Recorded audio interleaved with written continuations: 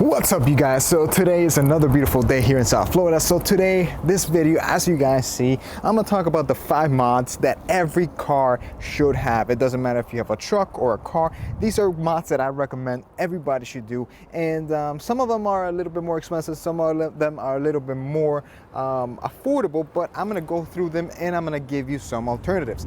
But before we start, I wanna talk to you guys about our sponsor, Rose Gold and Black. Right now, if you can see this beautiful necklace, they're having an amazing sale because it's the end of financial year sale. So everything on their site is 35% off, but their necklaces, these new things here, have an additional 15% off. So check out Rose Gold and Black, guys. I love it, and these new necklaces are on point. They come with a pendant, and you can get them black, rose gold, or this silver, or you can just get the necklace as well. I'm telling you guys, these things are game changers. I love what Rose Gold and Black is doing, and they're going to be releasing more things very often. So check out Rose Gold and Black, guys. I'll have that link down below. All right, so the first thing that I recommend that every car should have is a radar detector. Now, there's different radar detectors. There's one that are integrated into the car, and you can get a radar detector slash jammer, or you can just get a regular radar detector. For example, I have a radar detector slash jammer, and this one, it comes from Radenso. Let me get the car real quick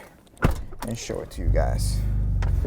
All right, so this one that I have here is from Radenso, and it's a combination, and you can see it right there.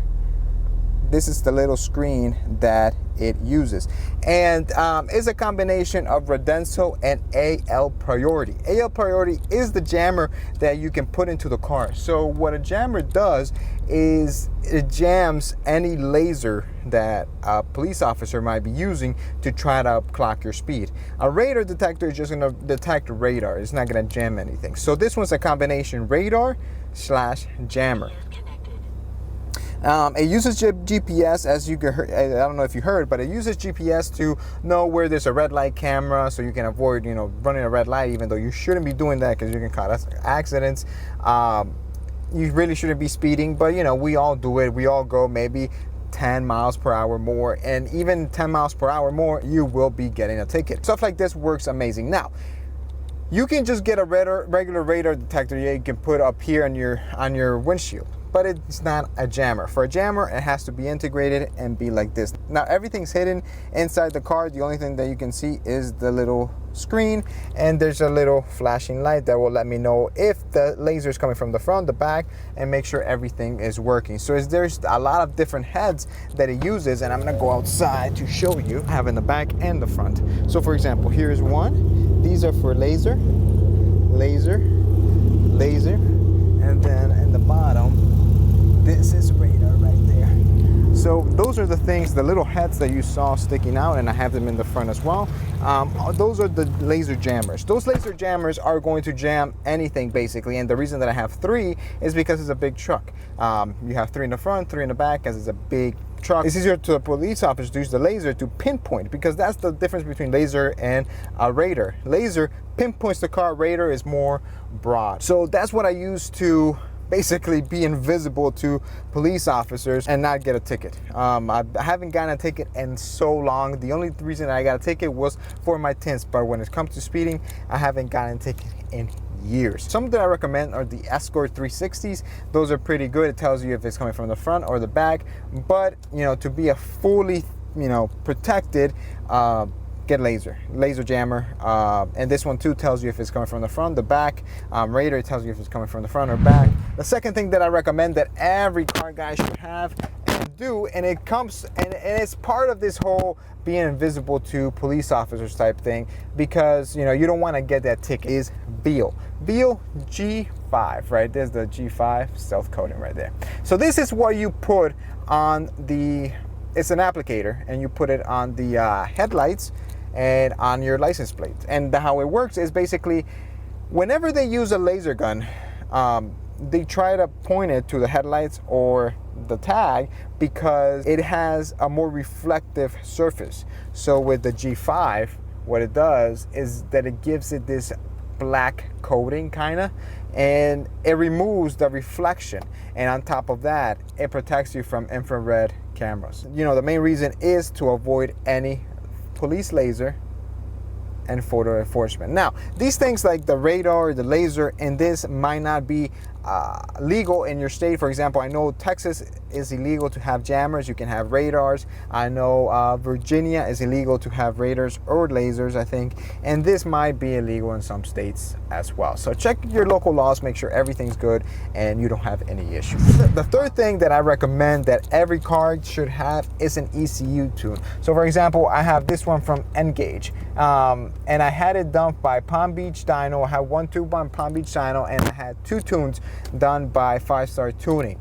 They do an amazing job with Raptor tunings, and I love it. So basically, having a tune of Chevys, you can do Diablo tuning.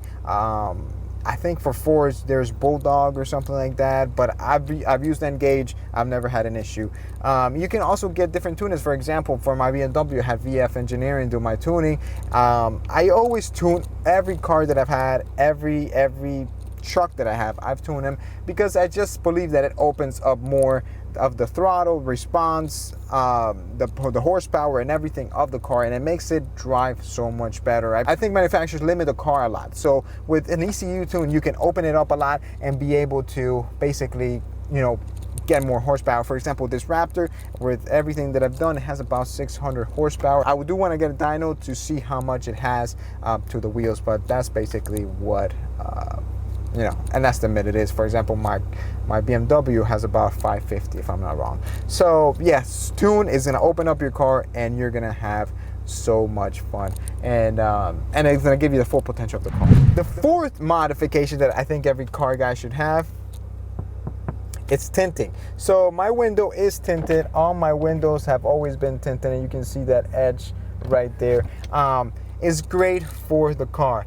And this windshield is tinted with a light film as well. And I love it because, for example, it keeps the car cooler and cools the car faster. And on top of that, for example, the windshield, if it's tinted, it protects the dash. Now, the light film of the windshield is very, very light. The reason that it's so light is so it can be legal. You can go darker, but it's probably going to be illegal unless you get like a doctor's note or something like that you really needed. But this one's very light, but it reduces a lot of the heat that comes in and a lot of the UVA and UVB rays. Now these on the side are very dark. I think I went with 15 all around, and they're a little bit past, legal. They're really not in the front, especially in the front. It shouldn't be 15. I think it should be 20 in Florida, and then in the back it can be 15, but it's a little darker than 15 because I went, like I said, 15 all around, and I already had a tint in the back. So that's something that it's up to you. You can get a ticket. I got a ticket. I had to pay and fix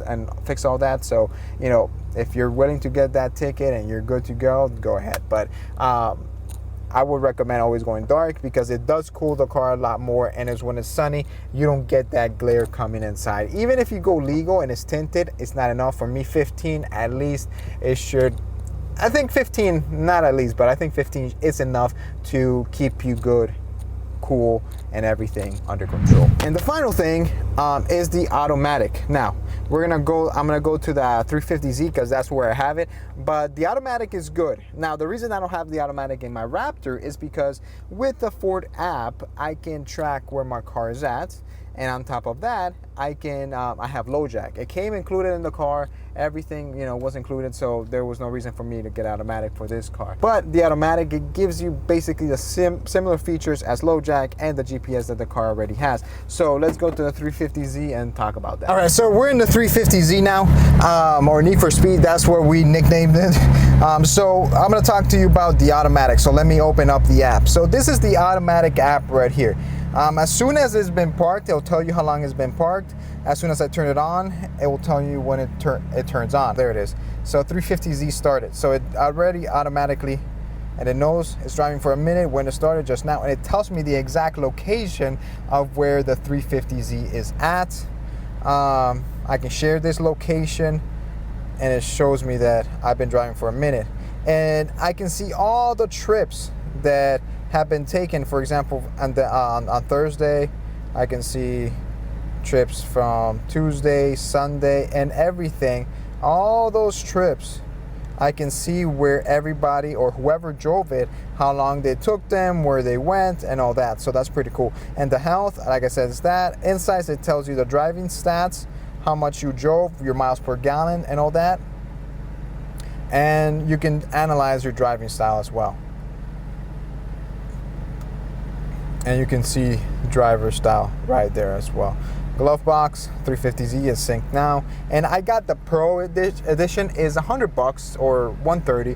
It's not bad, and you can use it for multiple cars. So I have this one, and if for whatever reason I get a check engine light in one of the cars, I take it out, I can install it in the other car, and you're good to go. You can use it on rentals and just bring it back and just reinstall it on your car. So that's pretty cool. I think it's worth it. You just pay, like I said, $130, I think it is, or sometimes you can get it for $100, and then there's no monthly subscriptions, no nothing like that. You just pay for it and you're good to go. So those are the 5 things that I think every guy should have, or every person should have in their car. The major modifications that are actually worth something, and they actually mean, and they're actually going to help you with something. So if you guys enjoyed this video, let me know what you think. Leave a comment down below. If you want more videos like this, let me know, and I'll try to work on something else and work on more videos like this. Thank you guys for watching. Remember to comment, like, subscribe, click the subscribe button, turn on the notifications. Thank you for watching, guys. Thank you for the support. See you guys next time.